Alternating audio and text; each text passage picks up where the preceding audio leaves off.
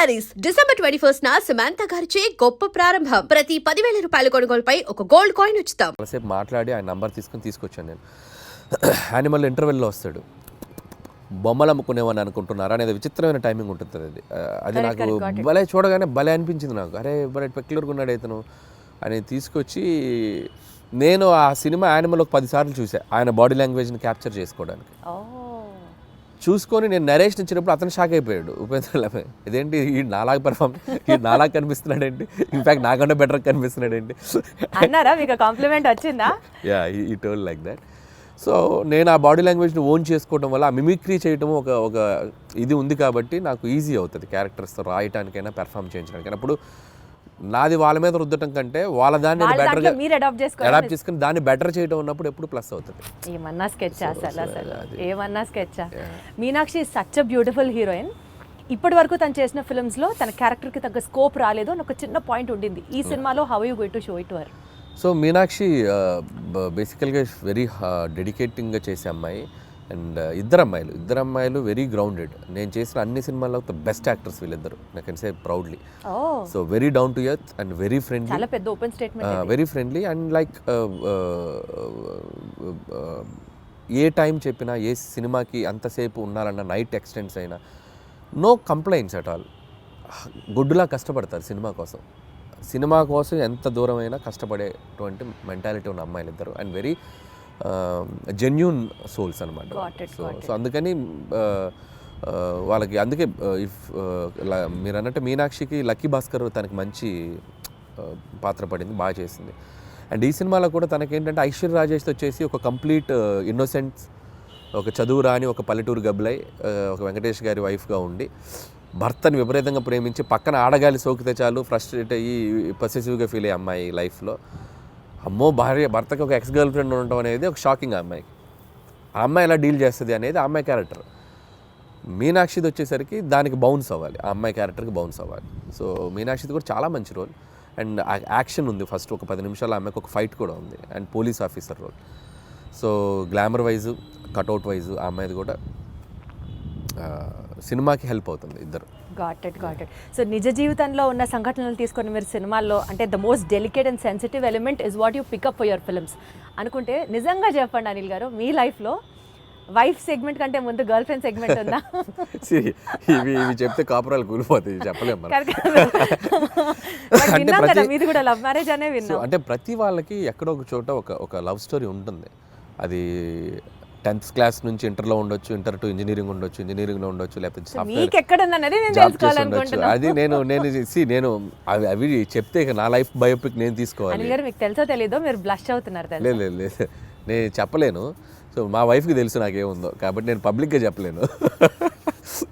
చెప్పలేను. అండ్ ప్రతి ఒక్కరికి ఉంటుంది. అందుకే నేను తీసుకున్న ఎలిమెంట్ F2 కానీ, అండ్ F2 కూడా ఇట్స్ లైక్ వైఫ్ హస్బెండ్ మధ్య ఉండే క్యూట్ రిలేషన్షిప్లో ఉండే చిన్న fun things, problematic things discuss చేయడం వల్ల that become a very very big hit. ఇప్పుడు కూడా ఏంటంటే ప్రతి మనిషి ఒక మగాళ్ళ లైఫ్ అవ్వచ్చు, అమ్మాయిలకు కానీ ఎక్కడో చోట ఒక పాస్ట్ ఉంటుంది. సో ఆ పాస్ట్ని మనం బ్యూటిఫుల్గా డ్రైవ్ చేస్తే ఎలా ఉంటుంది, సో దానివల్ల ఉండే ప్రాబ్లమ్స్ని ఎలా మనం చెప్తే ఎలా ఉంటుంది అంటే మీ నిజ జీవితాన్ని రెప్లికేట్ చేశారా? నా నిజ జీవితం కాదు, ఇది అందరికీ మంది కనెక్ట్ అయ్యే ఎలిమెంట్. సో నాది ఉండేది తక్కువ ఉండొచ్చు, ఇంకోటికి ఎక్కువ ఉండొచ్చు. అంటే మీకంటూ ఉంది, ఎవరికైనా ఉంటుంది అంటాను. నాకు అంత పెద్ద లవ్ స్టోరీ లేదు, అది నా వైఫ్కి తెలుసు కాబట్టి ఇబ్బంది లేదు. నాకు పెద్ద లవ్ స్టోరీ లేదు, అస్సలు లేదు. నాకు లవ్ స్టోరీ ఉంటే ఇప్పటికి నేను 10 లవ్ స్టోరీలు తీయాలి. మీరు గమనించండి, ప్రతి వాడి జీవితం వాడి తీసే సినిమాలో రిఫ్లెక్ట్ అవుద్ది. ఏ డైరెక్టర్కైనా తన పర్సనల్ లైఫ్లో జరిగిన ఇన్సిడెంట్స్ ఎక్కువగా రిఫ్లెక్ట్ అవుతాయి. నాకు మ్యారేజ్కి ఎక్కువ రిఫ్లెక్ట్ అవుతాయి, మీరు గమనించారో లేదు. నేను తీసే సినిమాలో మ్యారేజ్ ఫేజ్ ఎక్కువ ఉంటుంది, హస్బెండ్ వైఫ్ ఫేజ్ ఎక్కువ ఉంటుంది, కాబట్టి అది మెజారిటీ పార్ట్ ఉంది. నాకు లవ్ స్టోరీ ఉంటే ఈ పార్ట్ నేను అద్భుతమైన లవ్ స్టోరీ తీయాలి నేను, మీకు అర్థమైందా? సో కాబట్టి లాజికల్లీ చెప్తున్నాను నేను. సో నా లైఫ్లో కామెడీ ఎక్కువ ఉంటుంది, ఎంజాయ్మెంట్ కామెడీలో ఎక్కువ చూస్తా, సెటారిక్ ఫన్ చేయటం దీంట్లో ఎక్కువ చూస్తాను. కాబట్టి నేను తీసే సినిమాలు ఎక్కువగా ఫన్ బేస్డ్ ఉంటుంది. So I'm fun loving person. కాబట్టి వెంకటేష్ గారికి ఈ స్టోరీ చెప్పిన వెంటనే డిడ్ యూ యాక్సెప్ట్ ఇట్ అండి? అంటే ఈజీగా అనిపించిందా మీకు ఆయనకి చెప్పడం? లేదు, ప్రతి లైన్ వెంకటేష్ గారికి నాకు ఒక చిన్న ఈక్వేషన్, మా ఇద్దరికి ఒక ట్యూనింగ్ ఉంది. సో అనిల్ బాగా తీయగలరనే నమ్మకం వెంకటేష్ గారికి ఉంది. వెంకటేష్ గారు నన్ను బిలీవ్ చేస్తారు, ఆయనకి ఎలాగైనా ఒక పెద్ద హిట్ ఇవ్వాలనే ఒక కాన్ఫిడెన్స్ నాకు ఉంటుంది. బట్ ఈ ఆల్వేస్ లైక్ ఎంత ఫ్రెండ్లీగా ఉంటాడో అంతే గైడెన్స్ ఉంటుంది ఆయన నుంచి. సో ఎక్కడ కూడా స్క్రిప్ట్ ఎటువైపు వెళ్తున్నా కూడా అనిల్ అది చూసుకోమ్మా ఇది చూసుకోమ్మా ఇది చేయి అది చేయి అని చెప్పి గైడెన్స్ బాగా చేస్తారు ఆయన. అలా అని వచ్చి నన్ను ఇన్సిస్ట్ చేయరు, ఇది పెట్టు అని ఇన్సిస్ట్ చేయరు. ఆ గైడెన్స్ ఎప్పుడు సీనియర్ యాక్టర్స్ బాలయ్యబాబు గారని వెంకటేష్ గారు కానీ, సో వాళ్ళ గైడెన్స్ అనేది ఇన్ని సినిమాలు చేశారు కాబట్టి వాళ్ళు చూడని స్క్రిప్ట్స్ కాదు, వాళ్ళు చూడని బ్లాక్ బస్టర్స్ కాదు.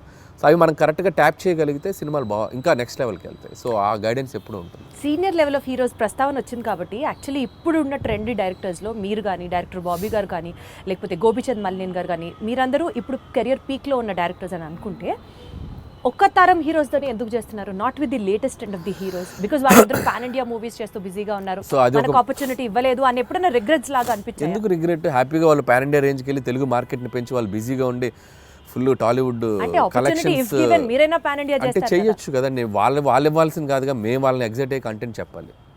వైస్ వర్సా, స్టార్స్ వచ్చి మాకు ఇచ్చేది ఏంటి ఆపర్చునిటీ, మేము వెళ్ళి వాళ్ళని ఎగ్జైట్ చేయాలి. అదే అల్లపోని జరగాలంటే మేము వెళ్ళి ఎఫర్ట్స్ పెట్టి ఒక కథ ఇప్పుడు స్కేల్ పెరిగింది, స్పాన్ పెరిగింది. సో అంత స్పాన్ స్కేల్ మేము వెళ్ళి కథలు రాయాలి. నేను ఆ కథ రాసి వెళ్తే అద్భుతం. ఇప్పుడు ఎన్టీఆర్ గారు నాకు బాగా తెలుసు. టు బీ హానెస్ట్, తారక్ గారితో నేను ఒక 2-3 సినిమాలు చేయాలని దగ్గర దాకా వెళ్ళి మెటీరియలైజ్ అవ్వలేదు. సో నేనంటే ఇష్టం ఆయనకు బాగా. వాళ్ళని ఎగ్జైట్ చేయాలి మేము వెళ్ళి. సో ఆ ఎగ్జైట్ చేసే కథలు దొరికినప్పుడు ఆబ్వియస్గా చేస్తారు. మహేష్ గారితో చేశాను నేను. సర్లే, నీకు బిగ్గెస్ట్ హిట్ కదా మహేష్ గారితో. బట్ ఇప్పుడు మళ్ళీ అలాంటి కథలు చేయలేము మహేష్ గారితో. వాళ్ళు ఏంటంటే ఇప్పుడు వాళ్ళు నెక్స్ట్ లెవెల్కి వెళ్ళిపోతున్నారు. సో మార్కెట్ పెరిగినప్పుడు సో మల్టీ లాంగ్వేజ్, అన్ని లాంగ్వేజ్లకి సరిపడా నేషన్ వైడ్ తీయాలంటే దానికి తగ్గ కంటెంట్, దానికి తగ్గ స్కేల్, దానికి తగ్గ వరల్డ్ క్రియేట్ చేయాలి.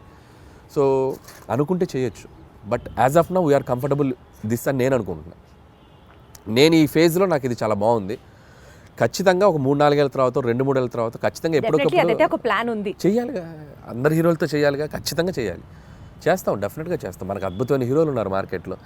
మీకున్న కామెడీ సెన్స్ ఆఫ్ టైమింగ్కి, చిరంజీవి గారికి ఉన్న కామెడీ సెన్స్ ఆఫ్ టైమింగ్కి మీరిద్దరూ కలిసి ఒక ప్రాజెక్ట్ చేస్తే it would be in still more next level అని అనిపిస్తున్న నేపథ్యంలో అసలు దాని గురించి ఎప్పుడైనా ట్రై చేశారా, ఆలోచన చేశారా? ఒక 2-3 సార్లు అనుకున్నాము. సో బిఫోర్ సంక్రాంతికి వస్తున్నాం కూడా మెటీరియలైజ్ అయ్యేదాకా వెళ్ళి మెటీరియలైజ్ అవ్వలేదు డ్యూ టు కొన్ని ప్రాక్టికల్ ప్రాబ్లమ్స్ వల్ల. హోప్ సో కమింగ్ సూన్ అలాంటి ఒక ఎగ్జైట్మెంట్ థింగ్ జరిగే అవకాశం ఉంది. సో అది too early to tell. So Chiranjeevi గారితో చేయాలని నాకు ఉంది. But still it is on the track అని అయితే అర్థమవుతుంది. ట్రాక్లో ఉంది, బట్ కన్ఫర్మేషన్ మనం ఇప్పుడే చెప్పలేము. ఎందుకంటే ఇన్ ద సెన్స్ అన్ని సెట్ చేసుకుని నాకు చెప్తే బాగుంటుంది. సో ముందే చెప్పడం వల్ల ఏంటంటే నేను కథ లేకుండా, కథ పూర్తిగా హీరోకి గారికి చెప్పకుండా, ఏ ఎగ్జైట్మెంట్ లేకుండా ఇది ఉంది అని నేను చెప్పలేను. ఇద్దరం ఎగ్జైట్మెంట్లో అనౌన్స్ చేసామనుకోండి, కిక్ వేరు. సో అందుకని అది అంతా మెటీరియలైజ్ అయ్యాక చెప్తే బాగుంటుంది. Still we're in its very beginning స్టేజ్లో ఉంది. సో మీరు అన్నట్టు చిరంజీవి గారితో నేను అనేది చేయాలి అనుకున్న ఇది మాత్రం ఖచ్చితంగా డెఫినెట్గా మా ఇద్దరికి ఒక ఎంటర్టైన్మెంట్, ఆయనకి ఏం చేస్తే బాగుంటుంది అనే ఐడియా నాకుంది. అలాగే చిరంజీవి గారితో ఏం చేయాలి అనేది కూడా ఒక క్లియర్ పిక్చర్ ఉంది. సో డెఫినెట్గా ఇట్ విల్ బి లైక్ మీకంటూ ఫోకస్ ఆ విజన్ ఉంది కాబట్టి డెఫినెట్లీ అది ఎగ్జిక్యూట్ అవుతుంది వెరీ సూన్. ఈ సినిమా ప్రమోషన్స్ గురించి మాట్లాడితే అంత యూనిక్గా, చాలా డిఫరెంట్గా ప్లాన్ చేయడం వాజ్ యువర్ చాయిస్ అండి, your idea, in fact your creative part. Especially Venkatesh గారు నేను పాట పాడతాను అన్నది ఎవ్రీ ఫిలిం అంటే నేను ఇప్పుడు కాదు, ఎవ్రీ ఫిలిం ఆల్మోస్ట్ F3 ముందు నుంచి కూడా, సరిలేరు టైం నుంచి అని చెప్పలేను కానీ F3 దగ్గర నుంచి కూడా భగవంత్ కేసరికి కూడా కొన్ని రీల్స్ చేశాను అమ్మాయిలతోటి, శ్రీలీల కాజల్తో కూడా చేశాను. బట్ ఈ సినిమాకి ఎక్స్ట్రీమ్ చేసాం. అంటే ఈ సినిమాకి క్రియేటివ్ పార్ట్ అంతా మీదేనా ఐడియా? లేదు, టీం ఉంది. I have a team. So digital team ఉన్నారు, వంశీశేఖర్ అండ్ మనోజ్ టీం ఉన్నారు. బట్ నేను ఎక్కువ పార్టిసిపేట్ చేస్తాను. వాళ్ళు చేసిన దాంట్లో అవి ఇన్స్టెంట్గా నేను క్రియేట్ చేసుకున్నాను. వెంకీ గారు నేను అనుకున్న చేసినవి కొన్ని ఐడియాస్. వాళ్ళు ఏంటంటే నేను ఐడియాస్ చెప్పాక వాళ్ళు డెవలప్ చేస్తారు, వాళ్ళ దగ్గర ఏదంటే నేను ఇంకా బాగా డెవలప్ చేస్తాను. It's like mutual. But most of the time ఏంటంటే నేను ఎక్కువ ఇన్వాల్వ్ అయ్యి వాళ్ళని ఎంకరేజ్ చేస్తూ ఉంటాను. ఇలా చేసుకొని రండి, ఇలా అనుకోండి, ఇలా చేయండి. వాళ్ళు అంతే, అబ్బా అన్న సూపర్ అన్న, ఇది అదిరిపోయిందని ఇచ్చేద్దాం అని చెప్పి. లైక్ ఇప్పుడు క్యాప్టెన్ ఉంటే ఎలా ఉంటుంది టీంలో, ప్లేయర్స్కి క్యాప్టెన్ ఒక ఎలా ఉంటుంది, అలా క్యాప్టెన్గా నేను వాళ్ళని మోటివేషన్ కానీ వాళ్ళని డ్రైవ్ చేయడం కానీ బాగా చేస్తుంటాను. కాబట్టి వాళ్ళు ఇంకా ఎక్కువ బాగా కష్టపడి పనిచేస్తారు. సోషల్ మీడియా మొత్తం గోదావరి గట్టు మీద సాంగ్స్ రీల్ అసలు మారం రోగిపోతుంది. That itself shows the cinema is like super success already before the release. ఈ క్రెడిట్ ఎవరికి ఇస్తారు? సో భీమ్సేన్ అండి, 100% భీమ్సేన్, రమణ గోగుల ఇద్దరికి. సో ట్యూన్ లేకపోతే ఆ సాంగ్ లేదు, రమణ గోగుల గారు పాడకపోతే ఆ రీచ్ లేదు. అసలు ఆల్ ఆఫ్ అ సడన్ ఆయన పిక్చర్ లోకి తీసుకొచ్చారు, all of a sudden it became a blast. All of sudden కాదు, ఇట్స్ లైక్ ప్లాన్డ్. ఒక మంచి వాయిస్తో వెళ్ళాలని మేము వెయిట్ చేసాం. ట్యూన్ ఎప్పుడో జూన్లోనే కంపోజ్ అయింది ట్యూన్. ఓ సో దాన్ని మేము ఓపిక్గా వెయిట్ చేసి ఎవరితో పాడిస్తే బాగుంటుంది అనుకొని ఫైనల్గా రమణ గోల్ గారు అయితే బాగుండని చెప్పటం, అక్కడి నుంచి బీమ్స్ రమణ గోల్ గారికి టచ్లోకి వెళ్ళి ఆయన ఒప్పుకోవటం. సో బేసిక్గా ట్యూన్ అద్భుతంగా ఉండడంతో రమణ గోల్ గారు కూడా ఈజీగా యాక్సెప్ట్ చేశారు. సో వచ్చాక ఆయన పాడి ఆయన చమక్కులు కొన్ని యాడ్ చేసి రే ఇలాంటి చమక్స్ ఉంటాయి ఆయనవి ఉండటం. ఇట్స్ లైక్ టీమ్ వర్క్, అందరూ అద్భుతంగా. So regular set of questionnaire కాకుండా ఒక చిన్న ర్యాపిడ్ ఫైర్ చేద్దాము. ఫాస్ట్గా టక్కన ఆన్సర్ రావాలి మీరు. Okay, because that it self is rapid fire. హీరోగా చేస్తారా, విలన్గా చేస్తారా? మీకు ఆపర్చునిటీ ఉంటే విలన్గా చేస్తారు. Who is your favourite villain? నా ఫేవరెట్ విలన్ రఘువరన్.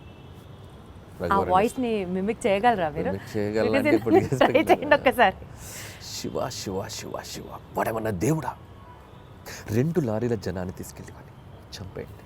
వేరే లెవెల్ అని గారు మీరు. ఏదో గుర్తుంది అప్పుడు. మీ ఫేవరెట్ పంచ్ లైన్ మీ సినిమాల్లోది, సీక్రెట్గా మీరు రియల్ లైఫ్లో మీరు వాడుకునేది ఏంటి? డైలాగా? ఫేవరెట్ పంచ్ లైన్ మీకంటూ పంచ్ లైన్స్ తెగుంటాయి కదా మీ సినిమాలో. పంచ్ డైలాగులు అంటే నా సినిమాలో నాకు అంతేగానే ఫేమస్ కదా, అదే వాడుతుండేవాడిని. అంతేగా అదే వస్తుంది. అంటే మీ రియల్ లైఫ్లో కూడా మీకు అదే వస్తుంది? జనరల్ కాన్వర్జేషన్స్లో కూడా ఎవరైనా ఏదైనా చెప్పినా అంతేగా అంటూ ఉంటాం. ఓహో, అది మీ ఊతపదం అయిపోయింది. వండర్ఫుల్. అయితే సో అసలు ఇంత కామెడీ సినిమాలు తీసే మీరు లైఫ్లో ఎప్పుడన్నా ఫుల్ ట్రాజడీ, ఎమోషనల్, కళ్ళమ్మటి నీళ్ళు వచ్చే సినిమా ఎప్పుడన్నా తీస్తారా?